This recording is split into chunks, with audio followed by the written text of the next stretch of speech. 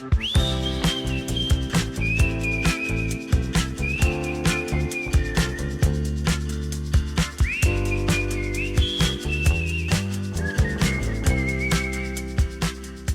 to The Great Exchange, a podcast about examining the lies that we believe and exchanging them for God's truth.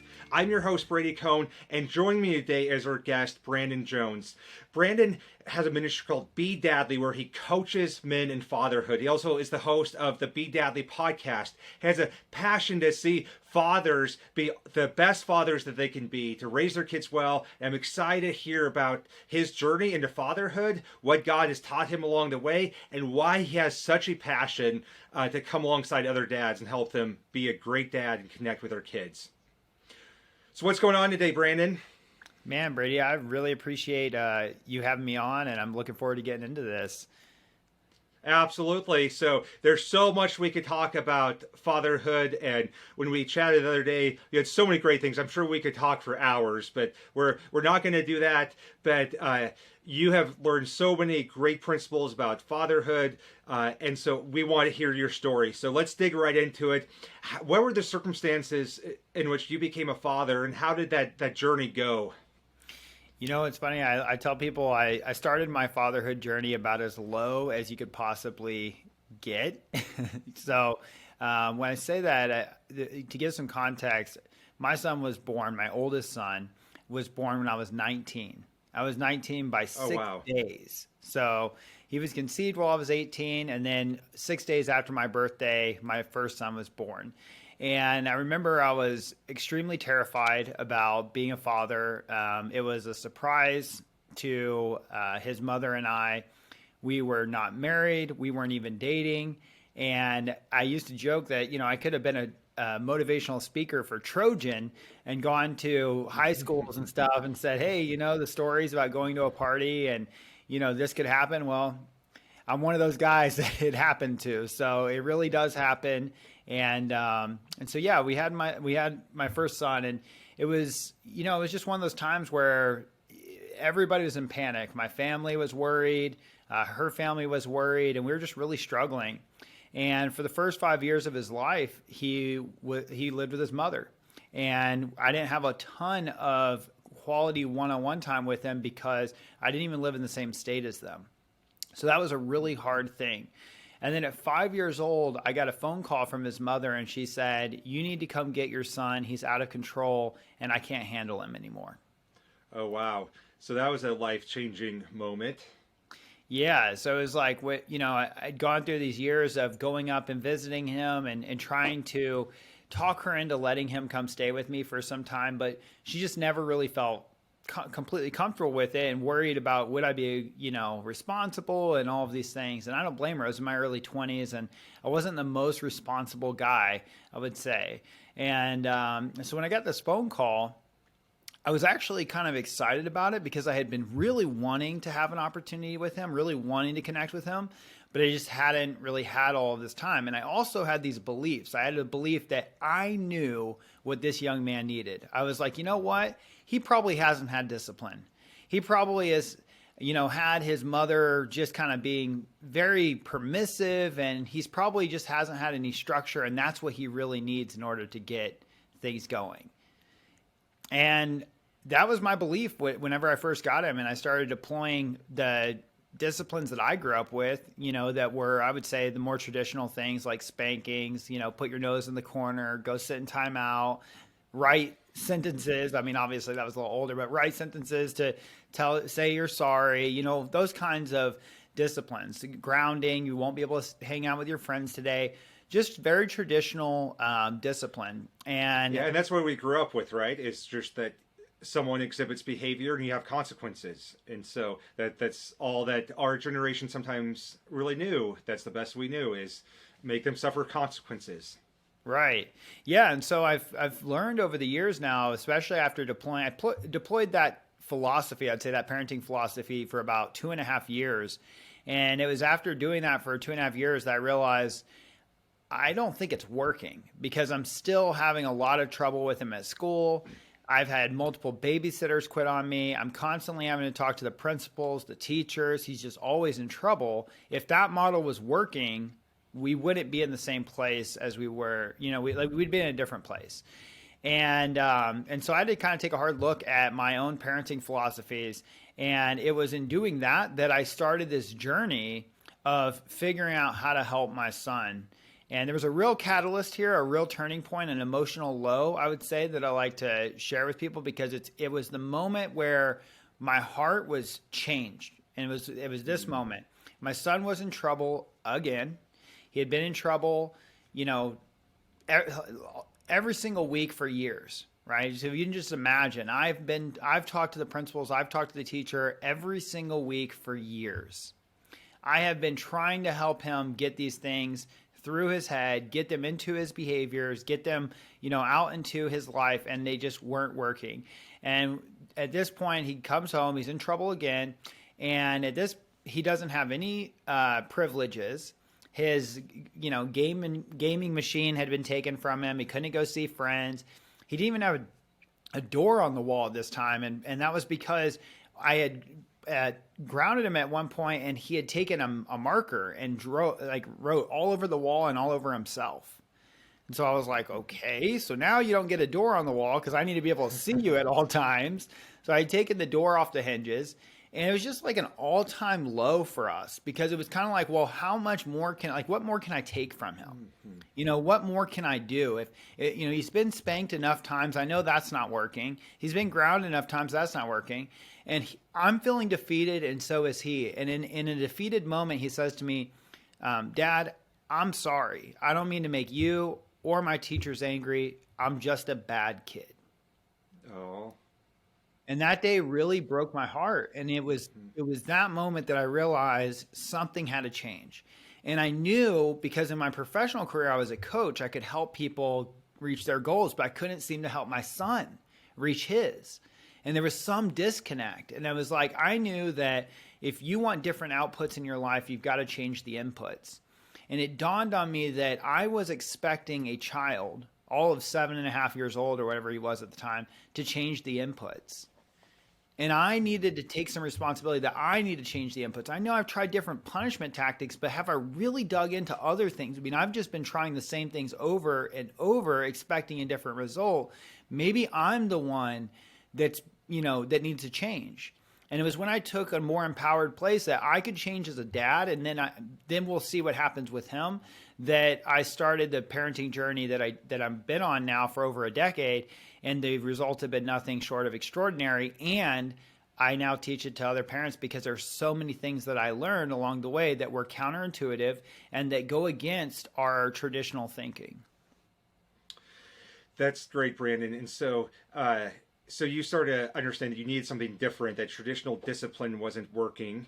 And so what were some of the methods you learn to actually engage with his heart and connect emotionally? And let me tell this to our viewers. One thing I appreciate about you is that you love Jesus. You're a Christian. That's been a little bit of a newer journey for you. And so I don't know if you want to share any of your story there. You don't have to. But as you were going down this journey of discovering good fatherhood and connecting with your child, it has the gospel written all over it, and so you just didn't know it yet.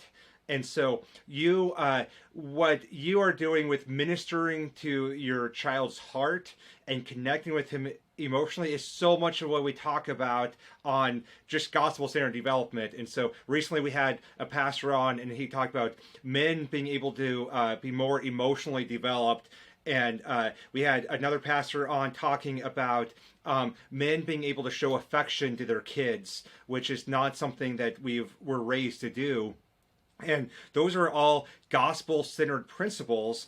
And so you just didn't know it yet. And so that's one thing I appreciate about your coaching the dads, is that it's not like this heavy-handed like Christian organization or program. It's just good parenting and ministering to your child's heart and connecting with your child's heart is gospel-centered parenting. It just maybe doesn't have the label as gospel-centered parenting, and that's completely okay, because you have the opportunity to reach dads that aren't necessarily looking for something spiritual or Jesus centered, but you're teaching them principles that lead to restoration and human development and growth in our emotions, and and that has gospel all over it.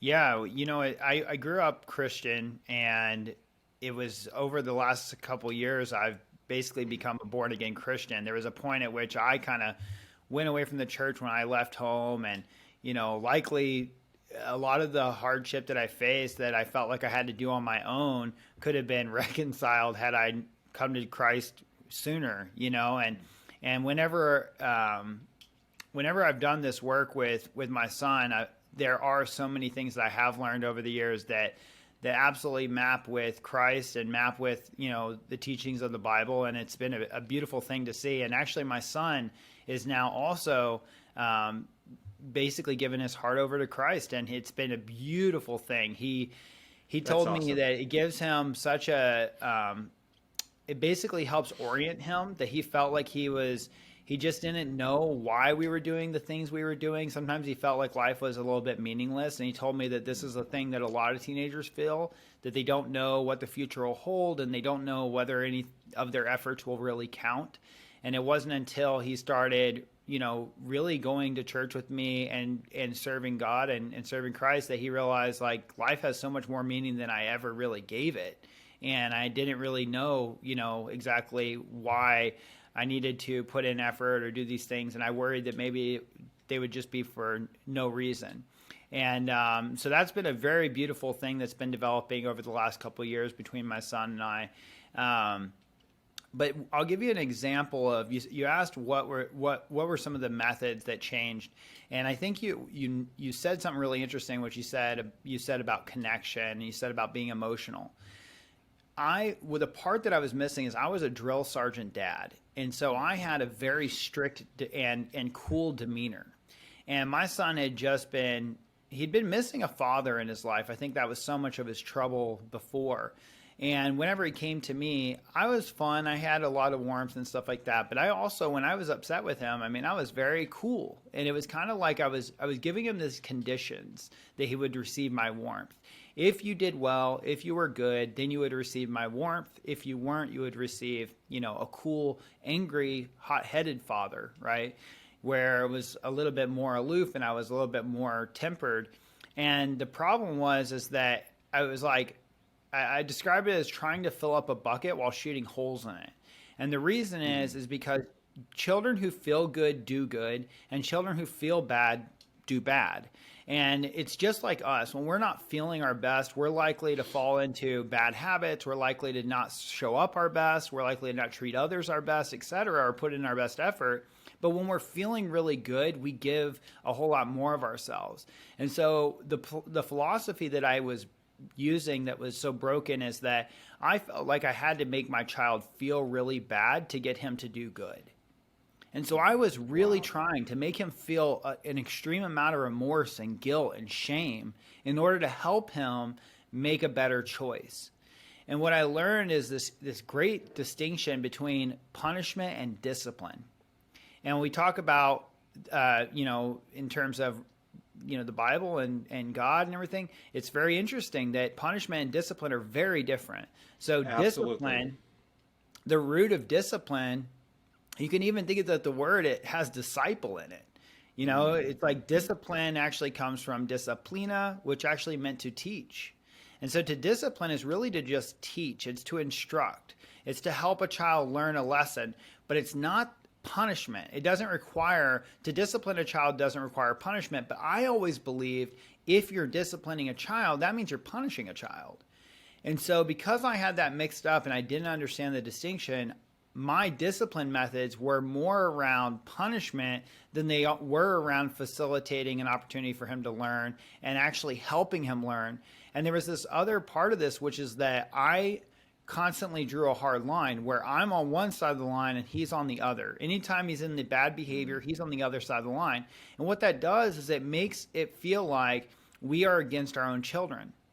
And when we're against our children, they're going to lose every time, but we do too, right? And so I realized that there's a way over, I didn't just realize it, but I learned through a lot of classes, workshops, books, really investing in my parent training, that I could actually stay on my son's side while we work through these habits that have negative consequences. That I could be along his side, and he didn't have to feel like he had an enemy. He felt like he had a supporter that wanted to help him break He has an advocate, someone advocate. fighting for him, not fighting against him. Yes, fighting for, not against. Yeah, and so I think that that's so powerful, and I think that when it comes to the discipline versus punishment, so many of us struggle in our faith, and we see God as just wanting to punish us, and we don't understand the grace that's been given to us, that there are consequences to our behavior at times. They come sometimes naturally and sometimes out of love, but that the punishment has been taken at the cross. And so I think that the way that we parent our kids sometimes mistakenly is a reflection of our misunderstandings of our relationship with God. That we think that we still feel shame and guilt, and it's that shame and guilt that drives us to try to be good instead of be transformed, because we have a God who is our advocate and on our side. And so that I appreciate so much about your parenting style of not piling on shame and guilt, and which forces people to go into hiding and forces people to just try to put on an image, this image that I am going to try to be good enough, and I'm going to white knuckle it and try to not let my real self expose. I'm going to act good enough, and instead of letting there be some inward transformation. Yeah, and that's such a great point too. Whereas, is the child putting on a show and trying to appease you, or are they becoming a better version of themselves? Are they developing character traits that are going to serve them into a lifetime, or are they trying to put on a show? And for me, what I found was my son would put on a really great show in front of me, and the moment he got around teachers, and the moment he got around a babysitter, it was a different child. And it was like, well, he is not doing anything except for trying to avoid the punishments that I lay out. And so one of the things that I learned that was a pretty great kind of mindset shift as well, which is the power of asking versus telling. I spent so much time telling, lecturing. It was like I was repeating the same things over and over and over again, and he mostly already knew all of the scripts. I bet he could have recited them better than I could, and it was like, well, at what point do I think this telling is going to really work? And so when I learned the value of asking versus telling, I started to ask more, and I started to pull out more of what my son already knew inside of him, and asking questions that were not sarcastic questions like "What's wrong with you?" or discouraging questions like "Couldn't you see that?" or "Wasn't that obvious?" Those kind of things, but instead questions like, "Son, what's the result? What do you get when we do this? Right, and what happens if we do that? And where are you at with that? How do you feel about it? Do you feel motivated to try to do this? What's been hard for you? Where's somewhere you actually want to improve? Is there anything you feel good at?" It was surprising to me that when I started digging in on how he felt about things, I found that he had a lot of limiting beliefs, a lot of beliefs about what he was capable of, a lot of beliefs that they were underneath the surface that were driving a lot of his behavior. And it wasn't until I started getting in there and investigating with him that I realized he needed more love than I was giving. He needed more empathy. He needed more understanding. There were things that were hard for him that he was hiding because he didn't think he could share those with me. And when we started working through those and making them, small steps, and me also owning that we're all in a process of evolution, then I started owning what I was not good at. I told him, I used to joke and say, I'm an okay dad, but I am a bad mom. And what I mean by that is sometimes you need a lot of nurturing and love, and I'm not great at that, but I want to work on that with you. I want to become better at that with you. And if you'll give me a chance, I promise to put in more effort in these ways. And I can tell you that when I owned some of my own humility in front of him, and I acknowledged when I needed to make repairs on things or when I wasn't being the kind of dad I wanted to be with him, I saw him respect me a lot more and start working alongside me to make a better relationship for both of us. But I had to invite that. Yeah, and I think that so many times we live in a culture where, especially for men, we're expected to not show weakness, and that leads to kind of this, machoism and that I would never admit that I'm wrong, especially to your own kids. And that's so contrary to how you build healthy relationships.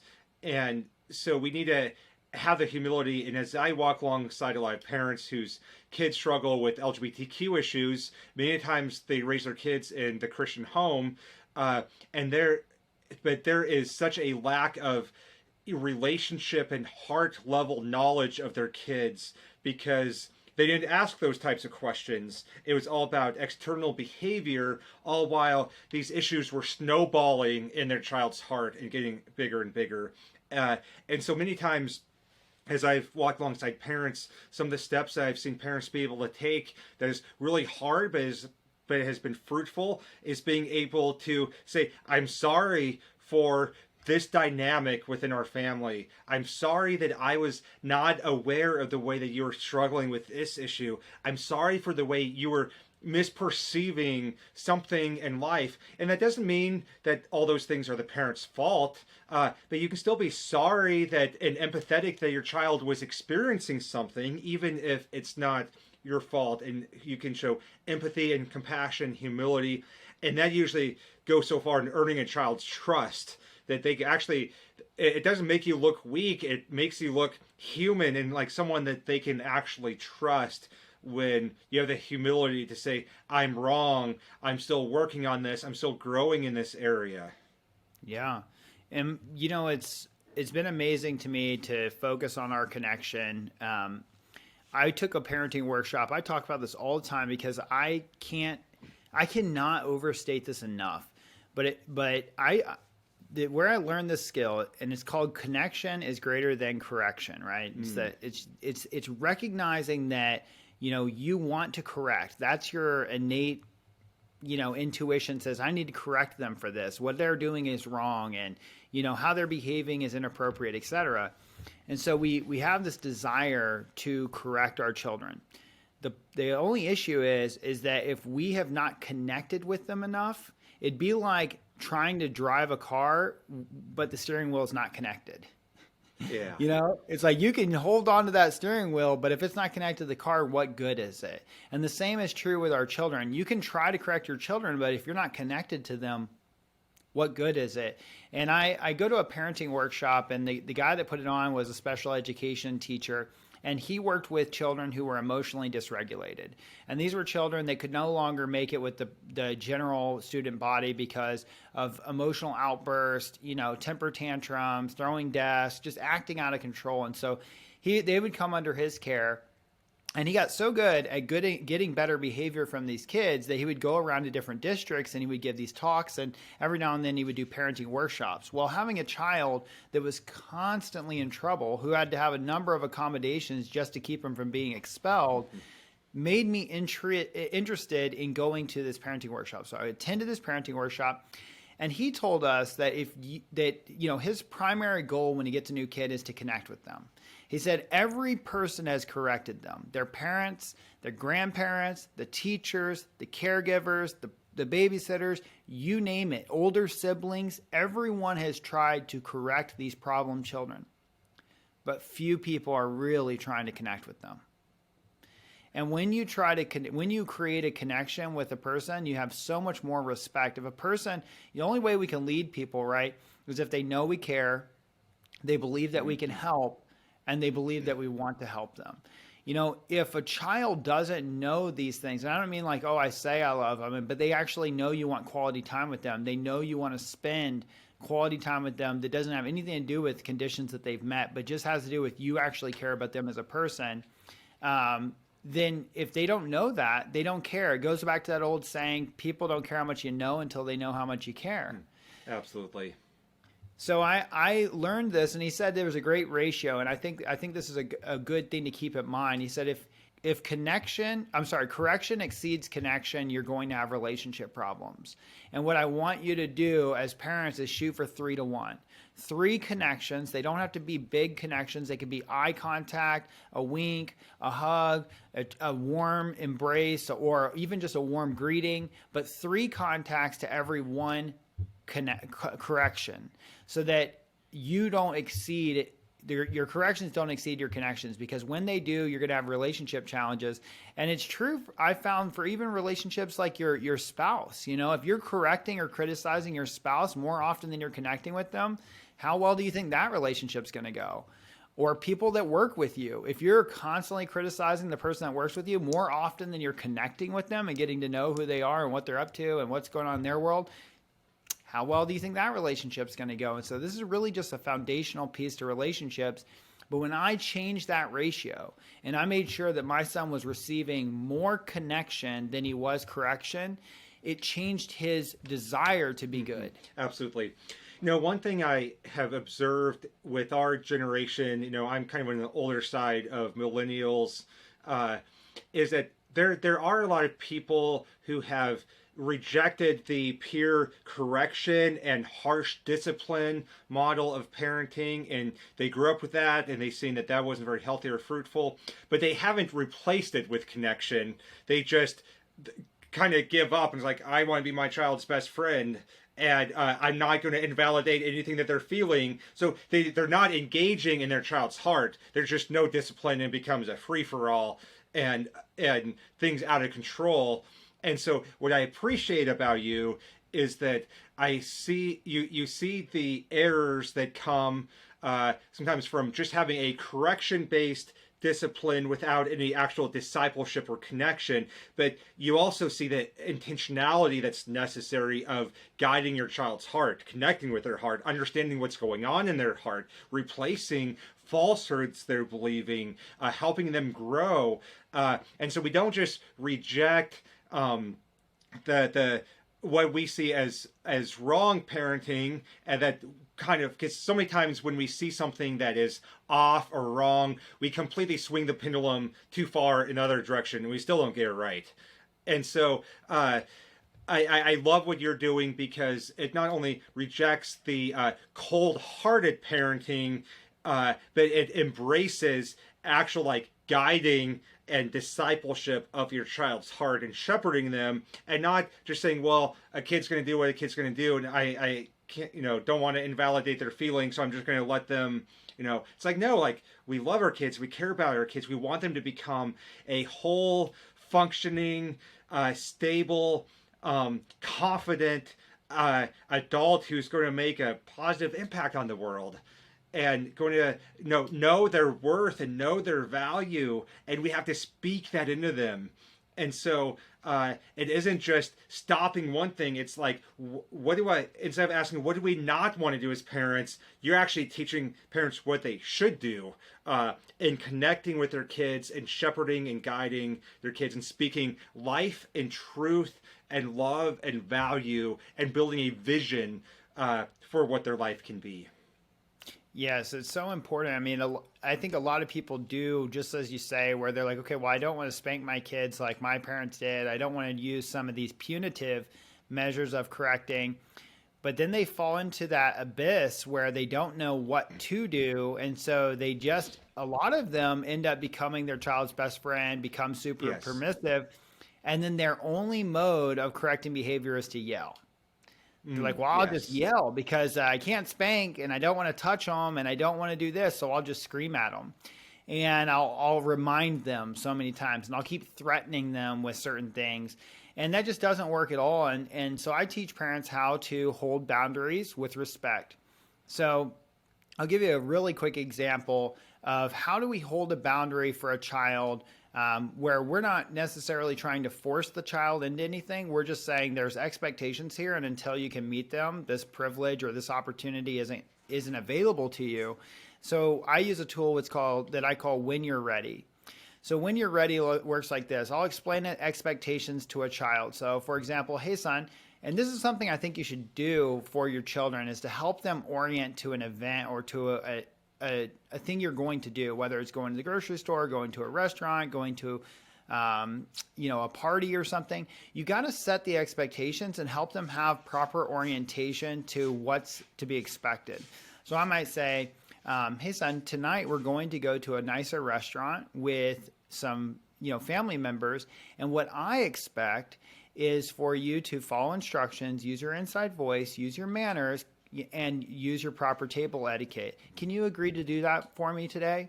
And he'll say yes. And then I'll say, right. And here's the deal. I know I have full confidence that you're going to do it, but just in case you forget, or just in case you have a moment where you might start to slip, we're just going to go outside. We'll take a brief break. We'll go outside and we can return when you're ready. So then when we're in the restaurant and my son starts slipping in his seat or acting out or doing something where he's not supposed to, I'll just gently say, excuse us. And then I'll go to him and I'll say, hey, honey, I see you chose to take a break. Let's go outside. So we'll walk outside. And then when we get outside, I'll just say, when you're ready, you're welcome to come back inside, but we must meet the expectations. And then he'll say, I'm ready. And we go and we try again. And with little ones, they might need a couple times to do this. But the idea is that they're going to keep trying to get back into proper etiquette. And it takes a while for them to build the muscles up. But, my 7-year-old does amazing. And he's been doing that for years. And even Sheldon learned how to have proper etiquette and just using a boundary of, when you're ready, we can go try again. It works for the grocery stores. It works for public settings. It's a very powerful tool. You can even use it in your own home. You're just going to withhold the opportunity until they're ready to meet the expectations. That's great. And that's so much different than just yelling based parenting. And I always see kids, and I have compassion for parents. None of us ever get it completely right. But so many times when I see parents yelling at their kids, like, your kid is hearing nothing that you say. I can just, by observing you from a distance, I can tell they are not hearing anything they say. But with the way that you're so intentional and setting the expectations, taking a break, stepping outside, that form of communication of connecting to his heart is a form of communication that your child can actually hear. I was just going to share one thing, is that one of the reasons I believe that parents get to the point where they start yelling is because they fall in this trap of doing like what I said, except for they instead of acting and following through, what they do is they threaten and remind. And so what it would look like is they did everything right. They said, hey, son, we're going to go this thing. Here's the rules. Here are the expectations. But just in case you forget, we'll take a break. Then when they get into the restaurant, they see their kid acting out and they go, hey, do you remember what we talked about? And that level, they're at like a 3, right?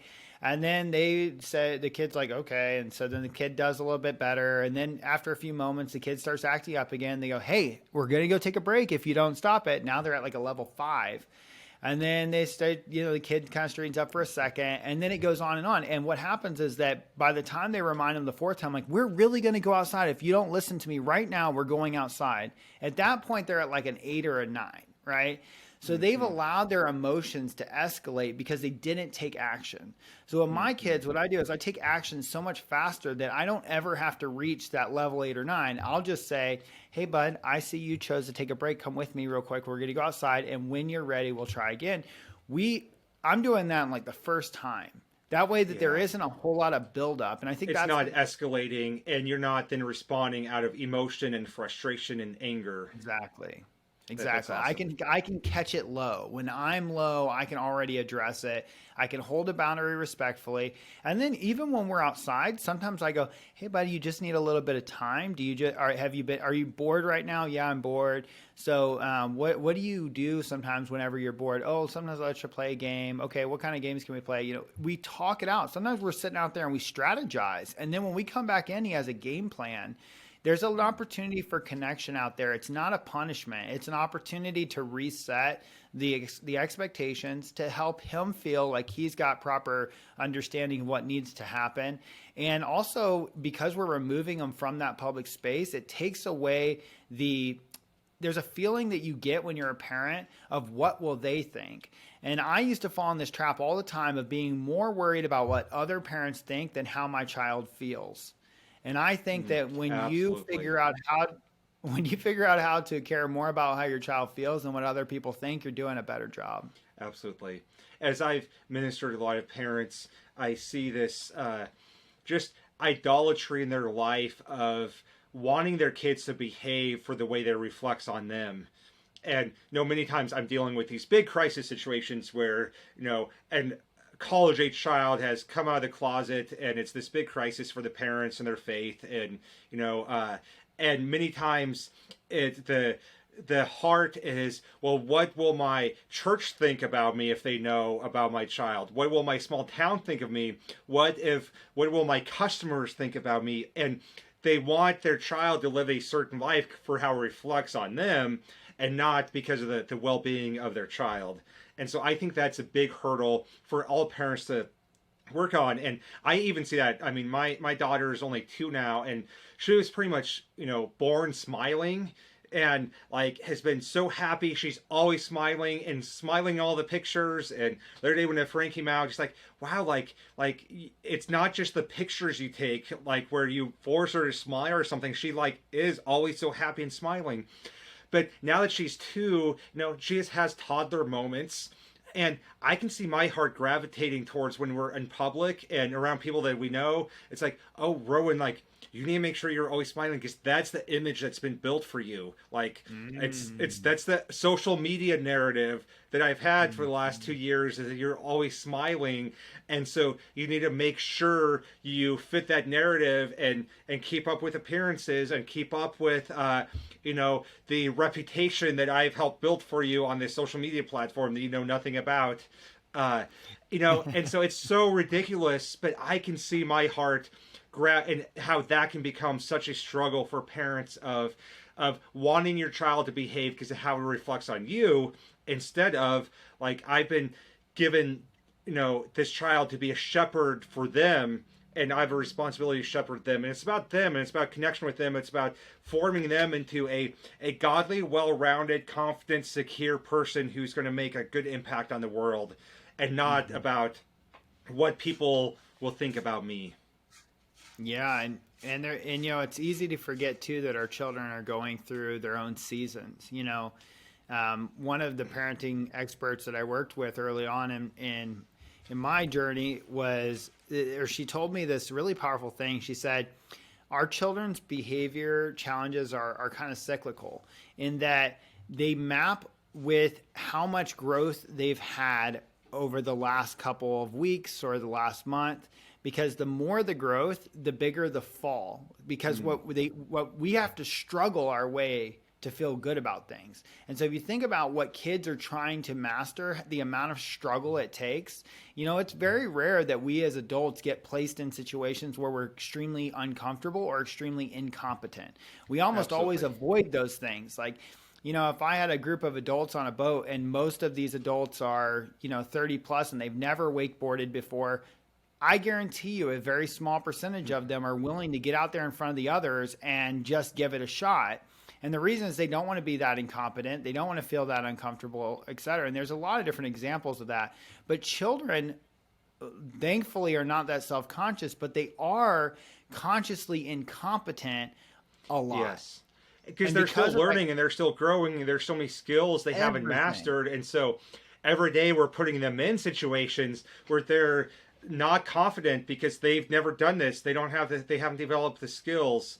And so being able to shepherd their hearts through that is so important.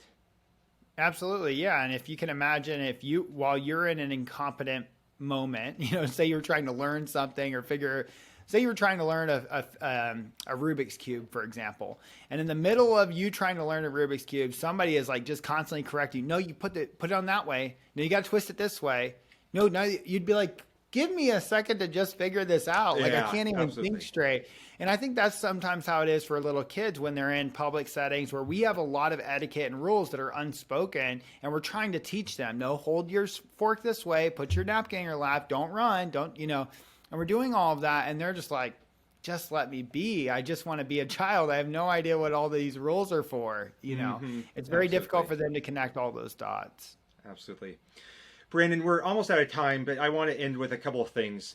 First of all, I want you to say what would your encouragement to dads be, or just parents, because this applies towards men and women too, who think that I've already messed it up. My child is now 5 or 12 or 15 or 7, whatever it is, and I've already messed it up. Like, it's hopeless now. So, what would your encouragement be to those parents? And then I want to end with you sharing more about your coaching organization, Be Dadly, and your podcast, and how people can connect with that. But what hope do parents have who feel like they've already messed it up and it's too late now? The number one thing I would say is that if you are listening to something like this, if you're willing to put some time into learning about, ways that you could connect better with your children, ways that you can correct them with more love and respect, ways that you can build up their self-esteem and encourage better behavior. If you're doing that, you're already on the path, and you don't have to climb Mount Everest to feel good about the journey that you're going on. You just got to get out of the ditches. So if you find yourself wallowing in the ditches and feeling that sense of hopelessness, what I would say is start. But, even with small things like reading a parenting book, reaching out to a coach like myself, joining a parenting page, get on the path, because once you're on the path, you're going to see different ways that you can connect with your child, ways that you can correct your child, ways that you can understand your child, at a very deep level. And even as a coach, when I would work with weight loss clients, you didn't have to reach your goal to feel good about the progress you're making. All you really need is some progress. If you can make some progress with your teenager, if that's where you're at, you have an older teen that you feel like it's lost. If you can make a little progress on that relationship, you're going to feel a lot better. So really the name of the game is getting some progress and getting on the path. And I would encourage you to do it as quick as you can. If you're already motivated, jump on it now. Don't let this motivation wane. Yeah, absolutely. And I want parents to be able to rest in God's grace, because many of those parents grew up in the performance mode of punishment and correction and shame if you're not doing something good enough. And so for parents out there listening, just rest in God's grace, take it to Jesus. You can be intentional, you can change, you can set a different course for your parenting and for your kids' lives, and God's grace is sufficient for you to do that, and for you to have the humility to walk a different path. Mm-hmm. Yeah, I got to say one last thing on that. Just like God's love is omnipresent, always there for us, you got to show up for your children with that kind of love. It's not conditional. Yeah. Your children don't need to perform to receive it. It just needs to be a constant presence. Is it difficult to do? Yes, it can be when you see them doing things that really are very difficult to swallow or to understand, and you want something different for your children. And most of us parents can completely empathize with that. At the same time, you got to love them unconditionally, and you've got to practice an enormous amount of grace. And I would say that it's through that kind of love that you gain influence. Because Absolutely. If you don't have that love for them that way, then you're lacking the influence. And I know if you're worried about your child, what you're really wanting is to have some influence so that you could make sure their life goes the way that you'd always long for it to, help happy, healthy, and successful. And you do that through the connection. Yep, absolutely. All right. So Brandon, how can people find you? Tell us about this course that's coming up that you're doing. Tell us about your podcast. How can people connect and learn more? Thank you. Yeah. So the Be Dadly podcast is on iTunes, Spotify, and Google. And our website is www.bedadly.com. That's DADLY.com. And we have a course coming out. It's called The Connected Dad, and it's about building better relationships and achieving better behavior. So you can find out more, sign up for our email tips and strategies on our website. And you can also book a free consultation with me. And you just go to www.bedadly.com to do that. Cool. That's awesome. Thank you so much, Brandon. We really appreciate the time today and all your insight and wisdom. Thank you so much for joining us on The Great Exchange. We pray that as you go throughout your week, you can examine the lies that you believe and exchange them for God's truth. Be sure to like this video, share us on social media, write a comment. We'd really appreciate it. Check out our website, calibrateministries.com, and let us know if there's anything we can do to serve you. Thank you so much for joining us.